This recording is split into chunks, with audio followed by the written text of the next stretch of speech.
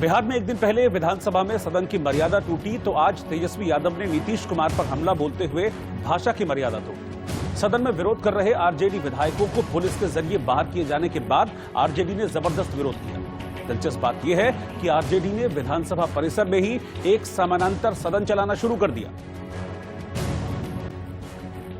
RJD सांसद भूदेव चौधरी को इसका अध्यक्ष बनाया गया। पक्ष में विधानसभा का बहिष्कार कर रहे आरजेडी के विधायकों ने परिसर में गोलबंदी जमा ली और हाथों पर काला कपड़ा बांधकर सरकार के खिलाफ विरोध जताया। दिलचस्प बात यह है कि आरजेडी ने समानांतर सदन में नए मुख्यमंत्री के चुनाव का भी प्रस्ताव रखा। बर्खास्त किया जाए। आरजेडी ही नहीं बल्कि महागठबंधन में शामिल कांग्रेस के विधायकों ने भी काले रंग का कपड़ा हाथों पर बांधकर सरकार का विरोध किया। लेकिन बात विरोध प्रदर्शन तक ही नहीं रही। जब तेजस्वी यादव ने हमला बोला तो भाषा की सभी मर्यादाएं भूल गए। नीतीश कुमार को चाचा बुलाने वाले तेजस्वी ने उन्हें निर्लज कुमार का नाम दिया। मैंने देश भर से सभी लोग कंडम कर, सभी लोग, लेकिन निर्लज कुमार जी को क्या फर्क पड़ रहा है? निर्लज कुमार जी को जब शर्म लहजा रही नहीं गया तो उनको क्या फर्क पड़ने वाला है? सी ग्रेड के नेता है ना, सी ग्रेड के पार्टी के सी ग्रेड नेता बैसाखी अनुकंपा पे चल रहे हैं। हमारी ताकत के बारे में बात करते हैं। हम अभी भी सबसे बड़ी पार्टी है। हम कह रहे हैं ना, इस कानून के तहत तो पूर्व मुख्यमंत्री को घुस के पीटेंगे। सरकार तो बदलती रहती है, कहाँ आप लोग रह रहे हैं? आ जाए मैदान में, नहीं तो हाथों में चूड़ियां पहन करके बैठे। बिहार विधानसभा का बवाल अभी खत्म नहीं हुआ।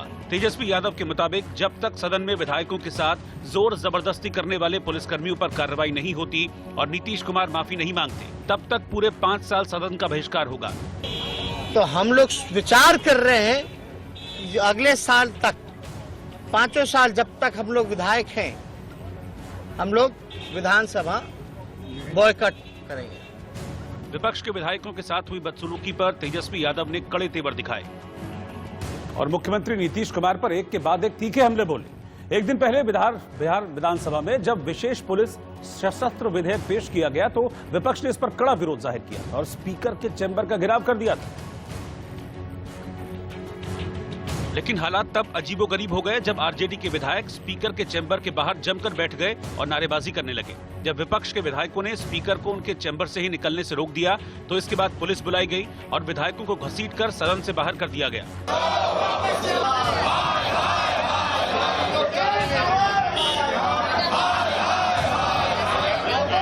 इस दौरान कुछ विधायकों को चोट भी लगी और एक विधायक की हालत इतनी खराब हो गई कि एम्बुलेंस बुलानी पड़ी। लेकिन इस दौरान सदन के अंदर भी हाई वोल्टेज ड्रामा चलता रहा। विपक्ष की महिला विधायकों ने अध्यक्ष के आसन को ही घेर लिया और उन्हें भी जबरन बाहर निकाला गया। हालात को देखते हुए डीएम एसपी को बुलाया गया, जिन्होंने विधानसभा परिसर को पुलिस छावनी में तब्दील कर दिया और जोर जबरदस्ती के साथ विपक्षी विधायकों को बाहर निकाला गया। दल बल के साथ पहुंचे डीएम एसपी ने विधानसभा को पुलिस छावनी में तब्दील कर दिया। इस पूरी कार्रवाई पर सियासी बवाल तो मचा ही, लेकिन तेजस्वी यादव ने कड़ी भाषा में सरकार पर प्रहार किया।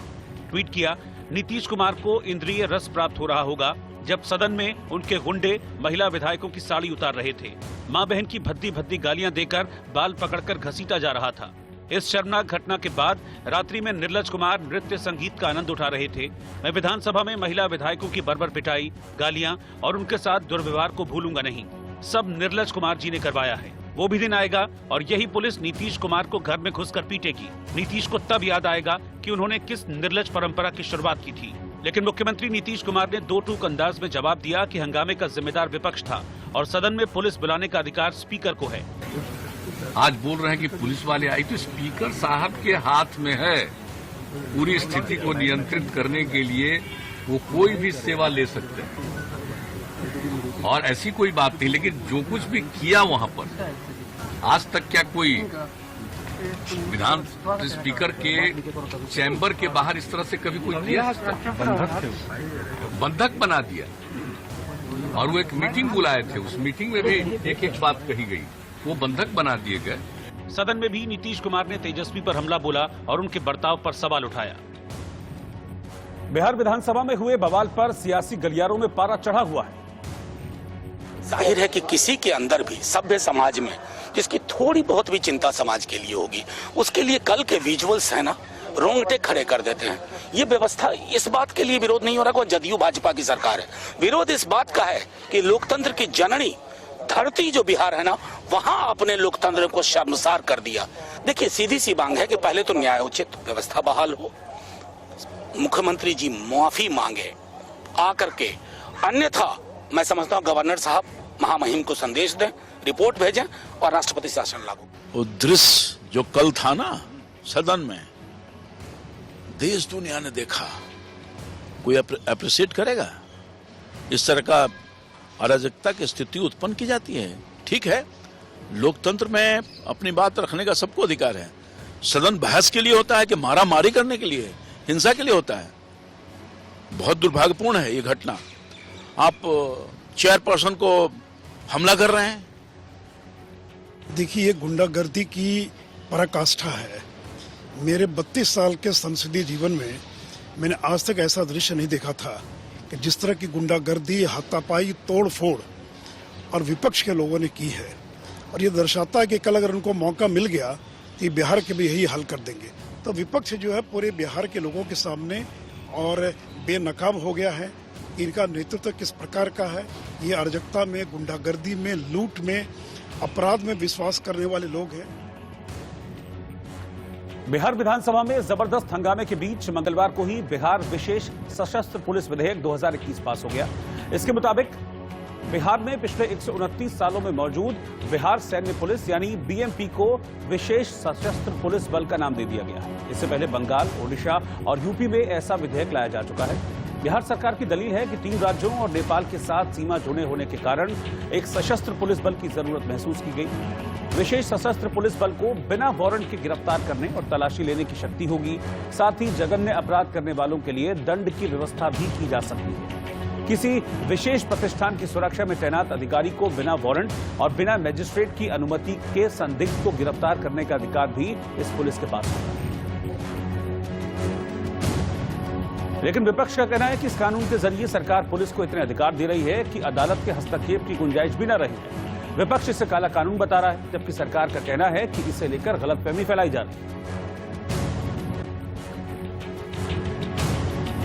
सलाह देने वाले, सुझाव करने वाले या इस तरह का विचार अपनाने वाले लोग हैं, ये वही लोग सोच सकते हैं, वही लोग जवाब दे सकते हैं कि ये जो कानून बना है, ये कानून लोगों के हित में कानून बना है, किसी को परेशान करने के लिए नहीं बनाया है, बल्कि लोगों की रक्षा करने के लिए कानून बना है।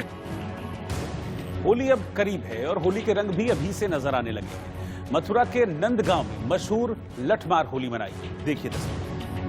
धरती पर 3 पहाड़ियां, एक गोवर्धन में, दूसरी बरसाना में और तीसरी नंदगांव में। गोवर्धन पे कहते हैं विष्णु का वास है, बरसाना में ब्रह्मा का और नंदगांव में जहां पर ये पहाड़ी है वहां पर नंदीश्वर महादेव यानी शिव का वास है। और यहाँ पर है नंदगांव का नंद बाबा का मंदिर। ठीक आपके स्क्रीन पर इस वक्त नंद बाबा का मंदिर है।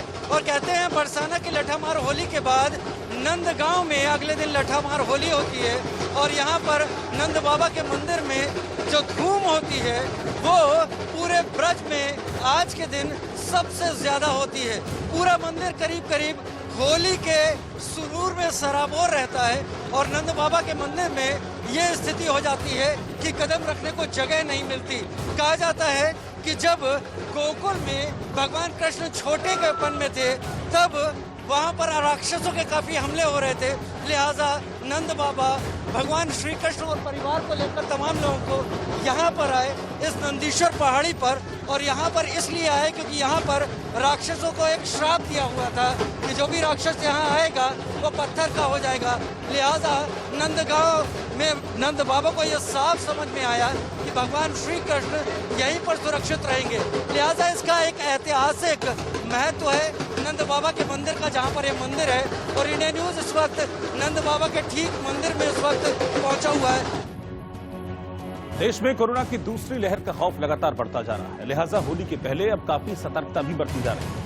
हरिद्वार कुंभ मेले में आने वाले श्रद्धालुओं को लेकर उत्तराखंड हाईकोर्ट की ओर से निर्देश जारी किए गए हैं, जिसके तहत मेले में आने वाले श्रद्धालुओं की RT-PCR नेगेटिव रिपोर्ट 72 घंटे से ज्यादा पुरानी नहीं होनी चाहिए, वरना मान्य नहीं होगी। लिहाजा ऐसे श्रद्धालुओं को फिर प्रवेश नहीं करने दिया जाएगा। इस बीच केंद्र सरकार ने अंतर्राष्ट्रीय उड़ानों पर लगी रोक को 30 अप्रैल तक के लिए बढ़ा दिया है।